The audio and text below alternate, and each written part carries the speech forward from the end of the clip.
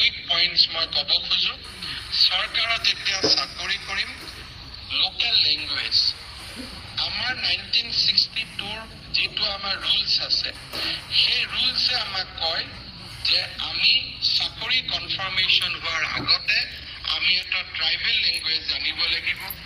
বৰাকৰ যদি আমি হয় অসমীয়া জানিব লাগিব, আৰু যিসকলে বৰাকত গৈ কাম কৰিম তেওঁলোকে বৰাকৰ ভাষা জানিব লাগিব। ৰুল ৱাজ নট বাট এইবাৰৰ পৰা 1962 ৰুল, যাৰ কাৰণে উচ্চ ন্যায়ালয়ে আমাক জাজমেণ্ট দিছে, that need to be implemented thoroughly. আমাৰ চাকৰি কেতিয়াও কনফাৰ্মেশ্যন নহ'ব যেতিয়ালৈকে আমি ভাষাৰ ৰিকুৱাৰমেণ্ট আমি ফুলফিল কৰিব নোৱাৰোঁ। IAS সকলৰ ক্ষেত্ৰতো একেটাই কথা। আমি ACS-ত কাম কৰা সকলে এই কথাবোৰ পাহৰি গৈছিলোঁ। প্ৰশাসন কম্প্ৰমাইজ হয়।